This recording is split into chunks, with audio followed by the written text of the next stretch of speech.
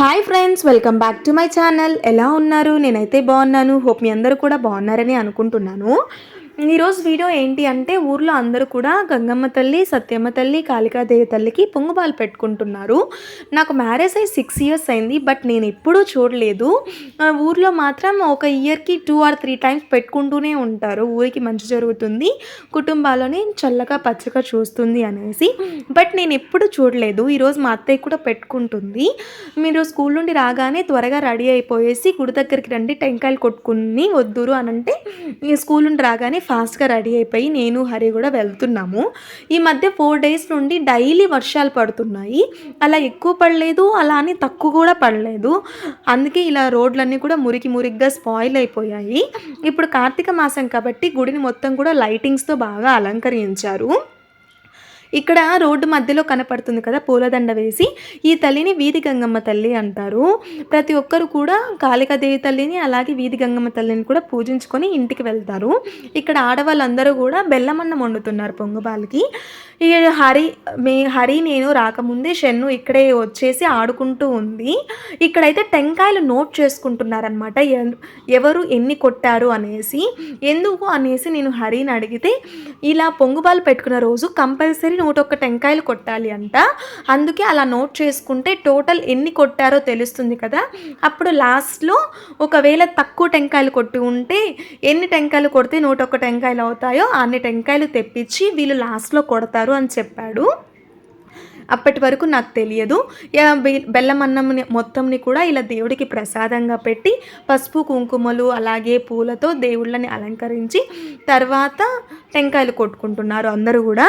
ఇంకా నేను షన్ను హరి కూడా ప్రదక్షిణలు చేసి తర్వాత దేవుళ్ళని పూలు పెడుతున్నాను. కాళికాదేవి గుడి లోపలికి మనల్ని అయితే అలో చేయలేదు ఈరోజు. కానీ ఫస్ట్ టైం ఈరోజు నేను కాళికాదేవి గుడిలో ఎంత బాగా అలంకరించారో ఇప్పటి వరకు నేనైతే చూడలేదు. ఎవ్రీ వీక్ స్టార్టింగ్లో వెళ్ళేదాన్ని, బట్ ఇంత బాగా అలంకరించలేదు. చాలా అంటే చాలా బాగా అలంకరించారు దేవుళ్ళని. మీకు కూడా చూపిస్తాను చూడండి. ఇక్కడ ప్లేట్లో పెడితే పూజారే లోపల దేవుడికి పెడుతున్నారు. తర్వాత దేవుళ్ళని పసుపు కుంకుమలతో అలంకరించి తర్వాత కొబ్బరికాయ కొట్టాలి. ఇక్కడ మెయిన్ ఏంటి అంటే, పొంగుబాలు అంటే కోడిని కోయడం, మేకను కోయడం ఇలా చేస్తూ ఉంటారు కదా, రక్తంని చూపిస్తూ ఉంటారు దేవుళ్ళకి. రేణుకా ఎల్లమ్మ తల్లి దగ్గర అందుకు. బట్ ఇక్కడ కాళికాదేవి తల్లి ఉంది కాబట్టి ఇక్కడ రక్తం చూడడానికి ఉండదన్నమాట. అందరూ కూడా బెల్లమన్నం పెట్టేసి వెళ్తున్నారు. నాకు ఇక్కడ చాలా ఫియర్ అనమాట, నలుగురిలో ఏదైనా పని చేయాలి అంటే. ఎందుకంటే వాళ్ళు ఎలా చేస్తారో, నేను ఏదైనా మిస్టేక్ చేస్తానేమో అనేసి. బట్ ఈ ఫియర్ పోవాలి అనుకుంటున్నాను. అంటే ఎవరి ఇష్టం వాళ్ళది కదా, ఎవరికి నచ్చినట్లు వాళ్ళు చేసుకుంటూ ఉంటారు అని నా మైండ్ సెట్ నేను చేంజ్ చేసుకోవాలి. ఎందుకంటే వాళ్ళు ఏమనుకోరు, నేనే భయపడుతూ ఉంటాను అనవసరంగా. అందుకే ఆ ఫియర్ పోగొట్టుకోవాలి అనేసి ఈ మధ్య ఎక్కువగా గుళ్ళకి అందుకు వెళ్తూ ఉన్నాను. అలవాటు అయిపోతుంది. నాకు కూడా కొన్ని తెలియనేటివి తెలుస్తుంది కదా, ఏ దేవుడికి ఎలా పూజ చేసుకుంటారు, పొంగుబాలు ఎలా పెట్టుకుంటారు అనేసి. అందుకు వస్తున్నాను ఎక్కువగా. గుడి మాత్రం చాలా బాగుంటుంది. చిన్న గుళ్ళే నాకు ఎక్కువ అందంగా కనపడతాయి. ఎందుకంటే ఆ చిన్న గుళ్ళల్లో ఎక్కువ ప్లేస్ ఉండదు కాబట్టి నీట్గా అలంకరించుకోవచ్చు. అప్పుడు దేవుడిని చూడడానికి కన్నుల విందుగా కనపడుతుంది. ఇప్పుడు చూడండి గోపురం ఎంత అందంగా ఉందో ఆ కలర్స్తో.